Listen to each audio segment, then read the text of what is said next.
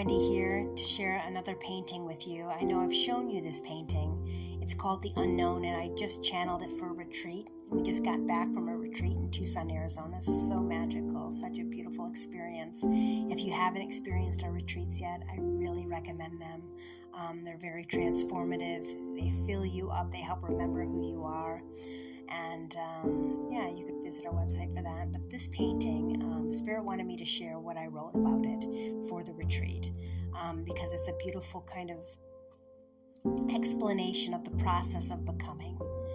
And everything that I'm going to say to you is in the painting. So looking at the painting as I'm telling you this story, because everything's symbolic of what I'm about to say. So I'm going to read it to you. So here we go. The unknown is a beautiful place, and yet the ego sees it as scary. Anything other than what it has known is scary and will do anything to not venture there.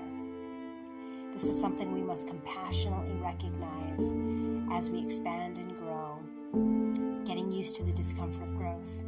This painting speaks of the spiritual path, a path to power. Power has been abused in this culture, and it isn't the dominance over anything that I'm speaking of. It is the path to who you truly are, to the light within, to self-love, to empowerment, to love. It is a sacred walk and your path, and your walk is unique to you. It has twists and turns that you will have to navigate, and the tools you have are your awareness, which is your head, and your heart, which are your emotions, and your intuition, which is your gut. An integration and a wielding of all three things as you go will direct you on your journey. Your head is important, cultivating knowledge and truth and light, and beliefs in light, such as you only know what's best for you, never anyone else. You create your reality. Fear only lies, and comparison, judgment, competition, and blame are based in fear. And this journey is about more light and expansion in everything pertaining to love. Next, we begin to master our emotions. Again, not dominance over, not controlling them, but truly understanding this beautiful part, an integral part of our spiritual being and form. Our emotions never lie. They are telling you vital pieces of information, from letting you know where boundaries are crossed to when we are not paying attention to parts of ourselves that need us, and telling us what works for us and what doesn't. And these waters guide us in cultivating and nurturing who we are in this lifetime and the things we chose to move through. These show us where the light is in the dark. You chose to be here in this time during this great awakening. And as you begin to create light in your thoughts and in your heart, your awareness of your instincts and intuition will become stronger and stronger. This is the part of you that is bigger than your body. And for those of you that came into this life with more awareness, means that you've cultivated this light before. It is important to note that this comes third in line of cultivating light. Before the beliefs and feelings are looked at, we mistake our instinct and intuition for our need for survival.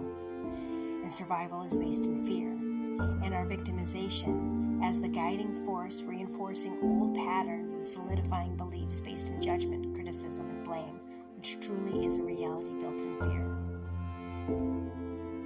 These are special times, and when you are taking responsibility for this life, and you are the master of your life, your thoughts, and understand your feelings, then we begin. We begin in manifesting a life to contain something we don't have yet. Maybe that's abundance, maybe that's peace, maybe that's love or health. Whatever that is, we begin in the dark. We sit in the moon time, and we notice all the things that arise when we declare what we are creating. When we sit in the womb of existence. At first, we may not see anything, and we are consumed by this dark, consumed by fear, but slowly we move through it, acknowledging the lies, acknowledging the feelings, using our instinct to move this way or that, and we begin to see. Slowly, form begins to emerge, and we begin to move more swiftly, seeing where our steps are leading us, seeing now that we need to veer to the left or to the right. And now we stand quietly at the pond, and we clearly see stars shining brightly upon us and the moon washing over our skin. We are still. There is nothing here but a single white crane, a powerful creature that knows how to pull its essence into itself, calling all parts back to itself, calling back its power.